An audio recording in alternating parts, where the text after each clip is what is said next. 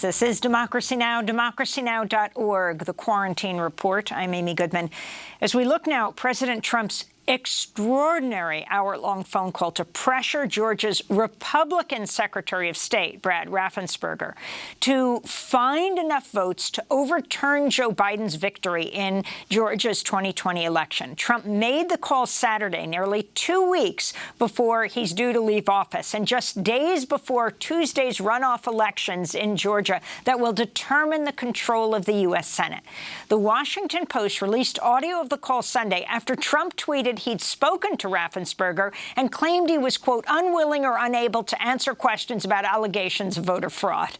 Raffensperger tweeted in response, quote, respectfully, President Trump, what you're saying is not true.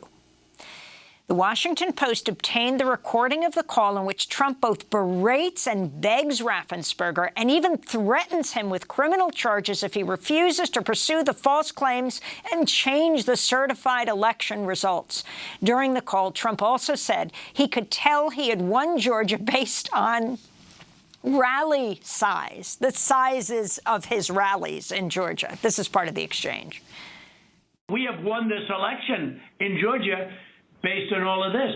And there's nothing wrong with saying that, Brad. You know, I mean, having a correct, the people of Georgia are angry. And these numbers are going to be repeated on Monday night, along with others that we're going to have by that time, which are much more substantial even.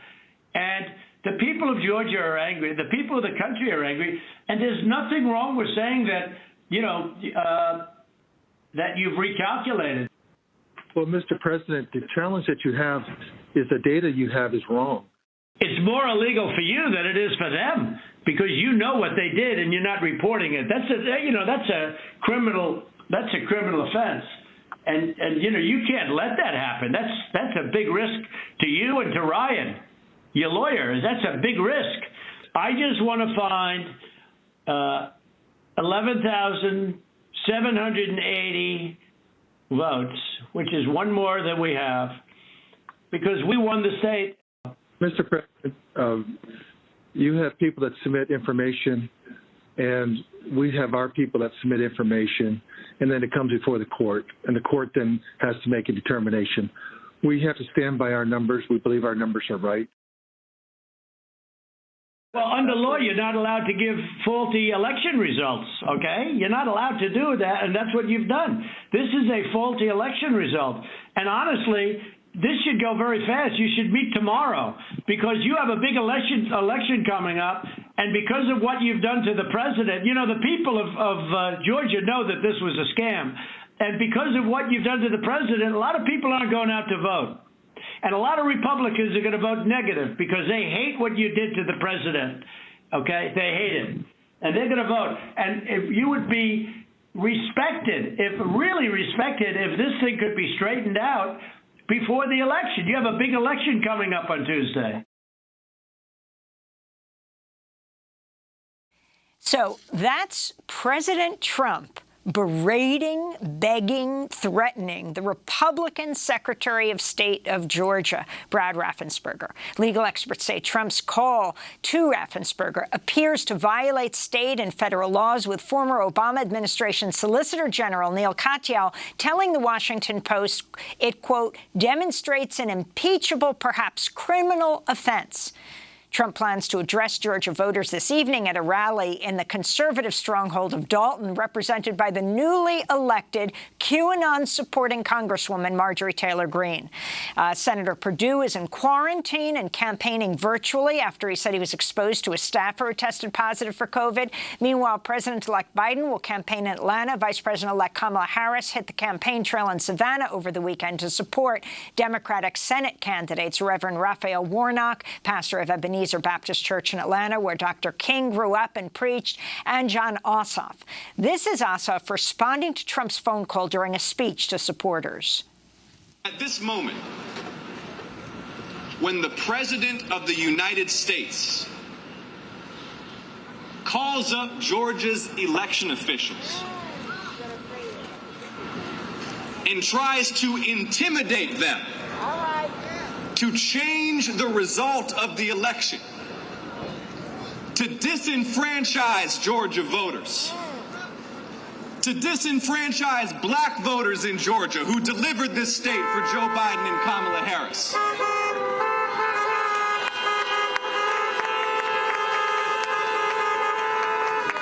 That is a direct attack on our democracy.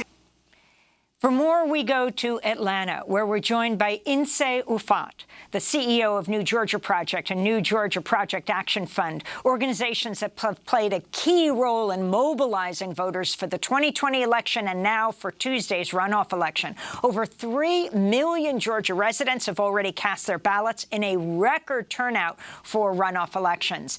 Nsé, welcome to Democracy Now! Can you first respond to this just astounding audio tape of the president threatening, beseeching, berating the Republican Secretary of State of Georgia? It's astounding, Amy, and good morning. It's unfortunate, though, that this appears to be a continuation of the sort of treatment that our Secretary of State and our governor have been on the receiving end of since the November elections were called. I remember sort of experiencing a lot of pressure to congratulate him and to praise him for sort of refusing the president's attempts and, quite frankly, refusing the National Republican Party's attempts to engage in a criminal conspiracy to steal the elections. I don't pretend to be a constitutional scholar, but I don't know how this is unconstitutional. This has to be criminal. I mean, you clearly are not a fan of Brian Kemp, who beat Stacey Abrams, one of your colleagues, in the Get Out the Vote campaign that has just been astounding throughout Georgia, a model for the country, or the Republican Secretary of State. You've had problems with issues of voter suppression. But what was your response to how Brad Raffensperger and his attorney, who was on the call, Ryan Germany, what did Trump say when he was talking to Ryan Germany? He said, what's wrong with you? I heard your lawyer is very difficult, actually, but I'm sure you're a good lawyer. You have a nice last name.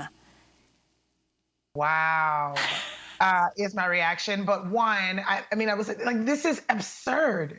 Under any other circumstances, again, this would be disqualifying. I think my concern the Secretary of State's office knew that they were recording the phone call.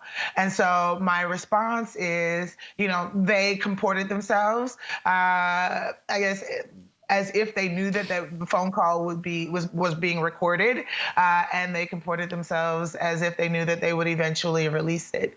Again, they are doing their jobs barely, but in some areas they are still very much attacking our sort of elections infrastructure, constructing barriers to participation that Georgia voters have to clear in order to exercise the franchise and participate in our elections. Which are what are those obstacles, even still?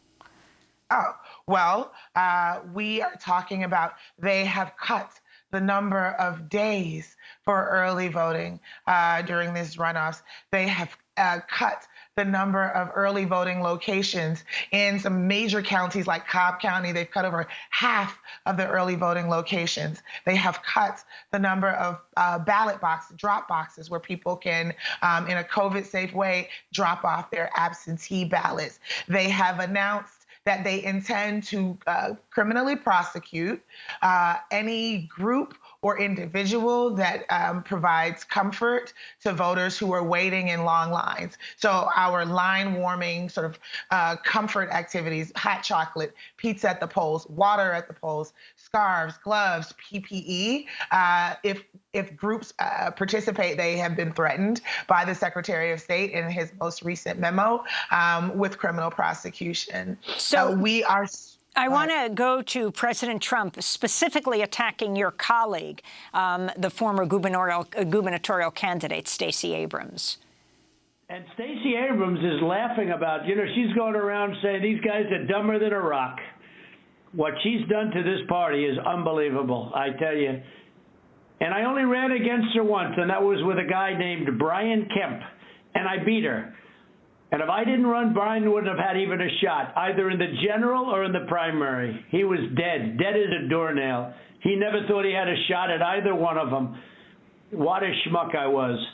So there is Trump doing what he feels so comfortable doing, attacking a powerful woman of color.